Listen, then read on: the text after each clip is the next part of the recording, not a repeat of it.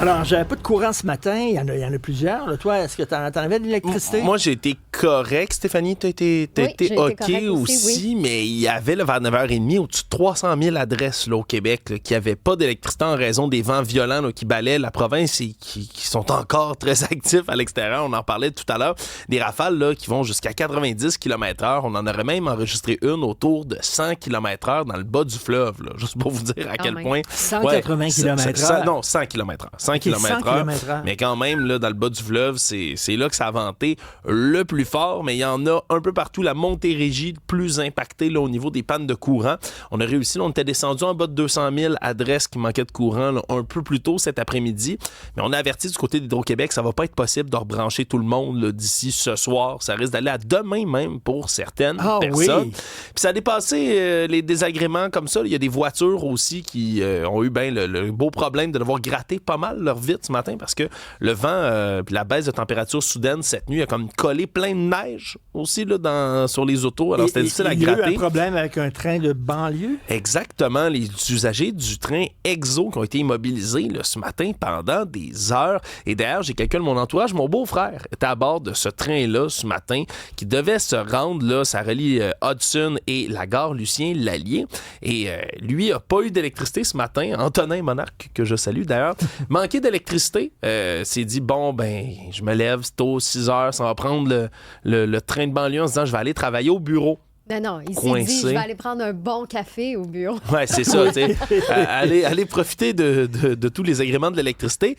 Puis, ben, boum, tombe en panne à partir de comme 8 heures. Et là, c'est pas revenu avant 10h30.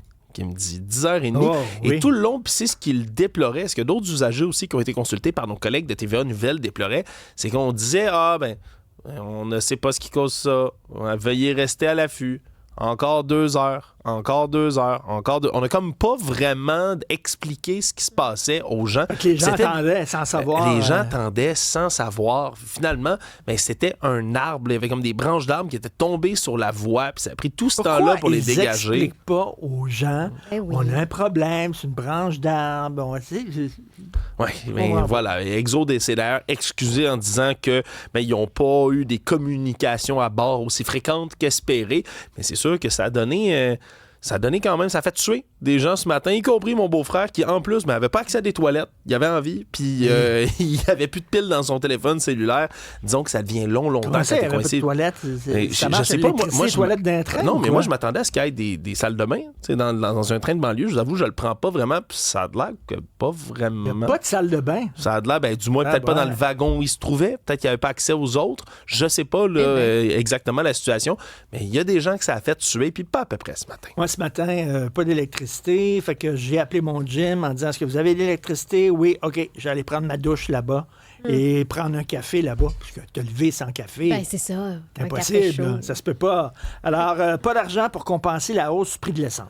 Dans le budget du ministre des Finances, Éric Girard, qui va être annoncé officiellement demain, lui parle d'un budget qui va être sobre, ciblé, responsable, mais que c'est pas le temps de faire de nouvelles dépenses et de nouvelles promesses, et donc ne va pas rembourser les automobilistes avec les taxes qui ont augmenté, avec la hausse des prix à la pompe. Hein, parce que quand tu augmentes, évidemment, le prix de l'essence, le pourcentage est toujours le même que le gouvernement perçoit, mais plus si le montant est plus gros, ils perçoivent plus d'argent. Et donc, c'est une bonne nouvelle pour le gouvernement parce qu'il y a plus d'argent qui rentre dans leur coffre. Voilà, il y a plus d'argent qui rentre dans leur coffre, mais c'est parce que les deux aspirants à la chefferie Kakis, que ce soit M. Drainville ou Mme Fréchette, les deux ont promis de redonner de l'argent comme ça aux contribuables, peu importe qui gagne.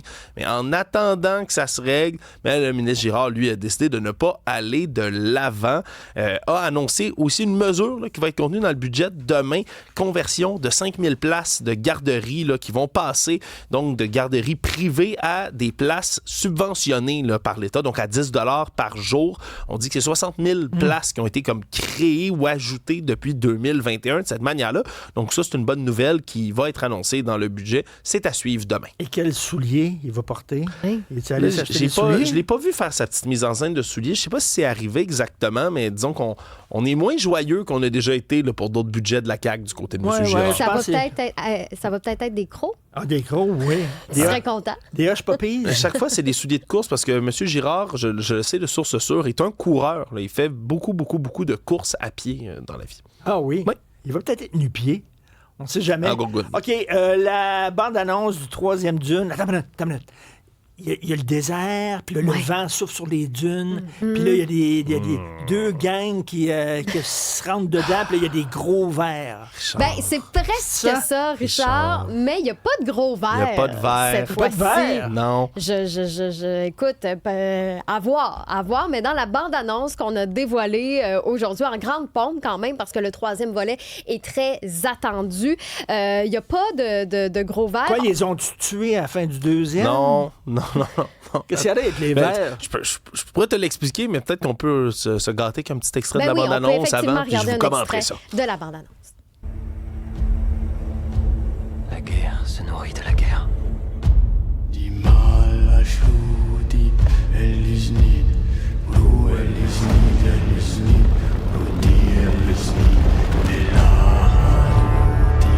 Plus je me bats, plus fort nos ennemis ripostent.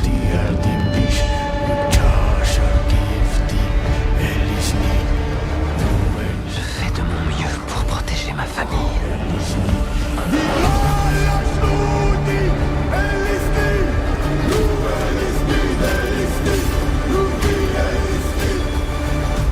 Ben là, Timothée sera pas content. On dirait un opéra. Puis à la fin, quand ils se battent, on dirait que c'est un ballet. Un genre de ballet. Un genre de ballet, il sera pas content. Ah, les visuels. C'est Je m'excuse, là. Moi, c'est les peut-être pour visuels, ça ça a l'air écœurant. C'est peut-être pour ça que Timothée a snobé la présentation de la bande-annonce. Il n'était pas sur place. Il était pas là. Parce qu'on a lancé ça en grande pompe, là, avec évidemment Denis Villeneuve qui était là. Il y avait d'autres acteurs aussi, mais Timothée n'était pas là. Il a préféré faire une vidéo pour lancer des fleurs à Denis Villeneuve. Mais Denis Villeneuve qui a dit justement que c'est un film très différent des premiers, que le premier film était C'est-à-dire, il va avoir plus... une histoire, c'est ça? Plus d'action, Richard. Parce que tu trouvais ça un peu endormant, non? Tu trouvais ça plate? Ben, c'est ça. Denis Villeneuve a dit le premier est très contemplatif. Le deuxième, c'était un film de guerre. Mais le troisième va être un thriller. Il a dit que c'est riche en action et que c'est un peu plus musclé. Mais quand même, au point de vue visuel, oui. c'est un sacré réalisateur. C'est tellement beau. Puis écoutez, là, je ne vais pas vous divulgacher tout ça, mais moi, tout comme Denis Villeneuve, d'ailleurs, qui l'a exprimé, c'est mon livre préféré de cette comme première. C'est deux livres qui ont adapté en 3 films. Les 2 premiers, c'était en 2 parties, le premier livre. Le deuxième livre est extrêmement intéressant. C'est plus court, mais il y a énormément d'intrigues, mais 2, c'est quelque chose de profondément philosophique sur la guerre, le pouvoir absolu qui corrompt. Puis la thématique est autour de ça. Là. Est-ce que tu peux posséder autant de pouvoir qu'à ce moment-là, Paul Atreides en possède, sans devenir toi-même complètement corrompu? Puis la morale, c'est très moralisateur, c'est très sombre aussi. Puis le ton a l'air d'être là-dedans. C'est pas un livre qui est très joyeux. Là. Moi, pour l'avoir lu, ça donne ça donne froid dans le dos par certains passages. Ce que j'ai compris aussi, c'est qu'on est 17 ans plus tard que là où on s'était laissé avec le deuxième film. Y a-tu quelqu'un qui a regardé la série? J'ai pas écouté, mais la série est pas... C'est comme un spin-off, un antépisode. Okay. C'est un antépisode. Un antépisode. Oui, un prequel en français. Un prequel, OK, parfait. Donc, ça sort le 16 décembre prochain et on se souviendra que c'est la même journée que Avengers Doomsday.